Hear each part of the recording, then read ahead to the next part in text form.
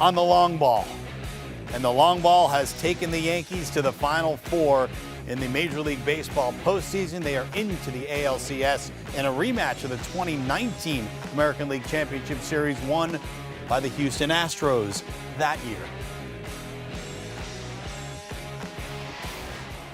And greetings all. Welcome to CBS Sports HQ. I'm Russ Thaler. This is former Florida Marlins team president David Sampson. We have just watched the Yankees advance to the ALCS, so we get a little bit of chalk, finally, in these series. In the American League, chalk wins. In the National League, different story. We'll be talking about that another time. But what stands out to you about how the Yankees were able to overcome the Guardians?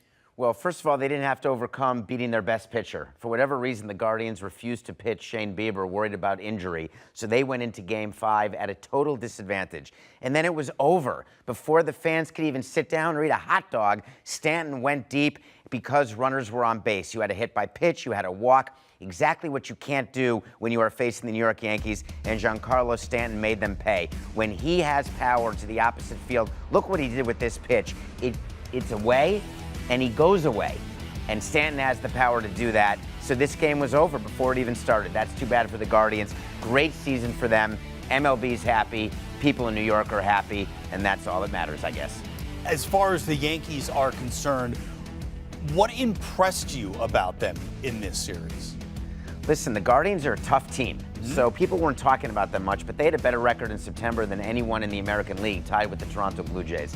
And they get it done with hitting. And they get it done with pitching. Great bullpen, and they should have had better starting pitching, but remember there were 2 rainouts this series. Very bizarre series. So the Yankees pitching did not get exploited the way it would have had there been a game last night.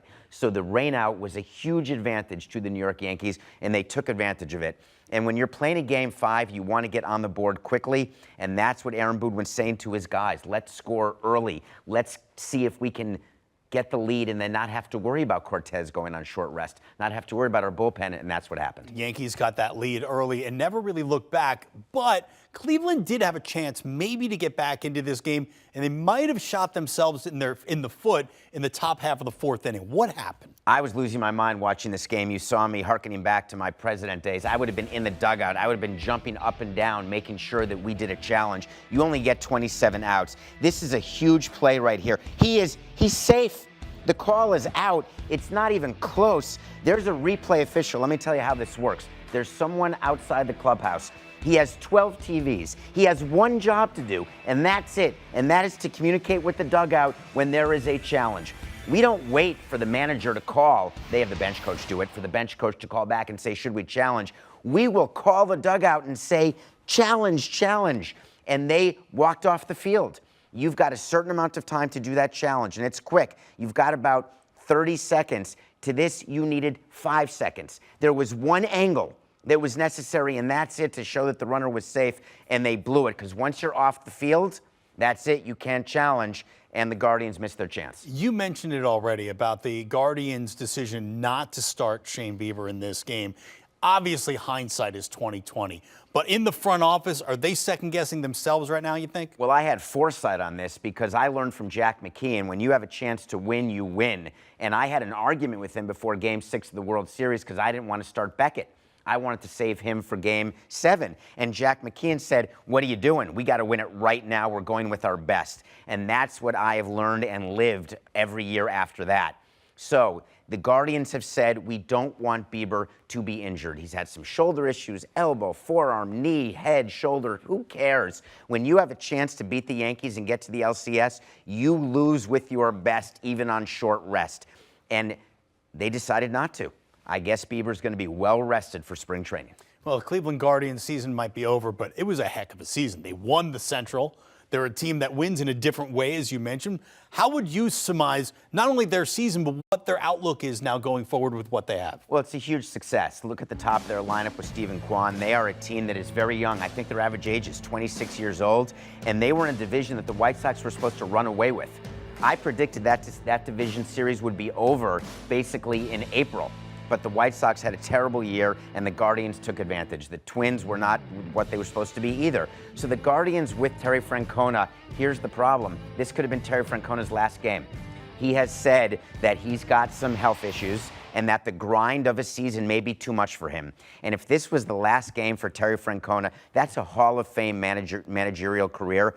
And he's been great in Cleveland, and that would be a big change. In addition, the front office of Cleveland, which is one of the best in baseball, those guys are sought after by other teams, and they always say, we want to stay in Cleveland. So I think the front office stays, Antonetti, Chernoff, but I think there's a change at manager because Terry Francona retires. That's kind of a bummer, to tell you the truth. Hopefully, we'll get a chance to hear from Terry Francona coming up. We'll bring you the live press conferences after this Game 5, which the Yankees won. There are celebrations going on right now, but those celebrations are going to have to be short-lived because there is a charter plane waiting for them to take them to Houston for tomorrow, Game 1 of the ALCS. Now, the Astros will be favored in that series. How do you see that matchup between the Houston Astros and the New York Yankees? Well, first, I want to make sure people understand, just because the Yankees have to travel tonight, which they do, that does not change how you should look at this series. Teams are used to traveling. They're used to playing every single day. In the playoffs, you try to get off days. You try to have a workout in the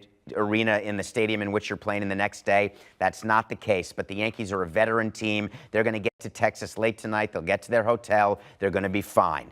But what's waiting for them is Justin Verlander. What's waiting for them is Framber Valdez. What's waiting for them is Luis Garcia. What's waiting for them is a lineup that's deeper than the Yankees lineup. So regardless of rest, the Astros should be favored in this series. They will be favored in this series, and they will win this series. Well, the top two teams in the American League have advanced to the American League Championship Series. Can't say the same thing in the National League. Does the winner of the ALCS become a lock favorite to win the World Series? Oh, I think they'll be favored. Either the Yankees or the Astros would be favored in the World Series. But what you learn when you've been in this game for long enough is there's no such thing as a lock. Because in a 7-game series, anything can happen, just like in a 5-game series. Frankly, if Stanton just gets doesn't get all of that ball in the first inning, they don't get the 3-run home run, all of a sudden it's a totally different game. So for me, I say let's wait to see, but I think the American League likely will have the World Series champion. All right, well, it all starts tomorrow in Houston with the Yankees taking on the Houston Astros. That's former Marlins team president David Sampson. He's going to be with us throughout the League Championship Series. Wednesday's slate looks like this. Phillies and Padres, Game 2 at 4:35 Eastern, a little afternoon ball in San Diego. Yankees and Astros get the night slot for a 7:37 Eastern first pitch. Jameson Taillon and Justin Verlander. And if you want more of David Sampson, all you just got to check out his Nothing Personal podcast. It is nothing personal. It happens every day. David's working on it, puts it out there for the world to hear, and you can check it out wherever you get your podcasts. It's Nothing Personal with David Sampson. Do you want a sports network that delivers everything that matters about the game? The highlights, the picks, the instant analysis, no yelling, no fake debates, no politics. Hit the subscribe button and never miss a moment.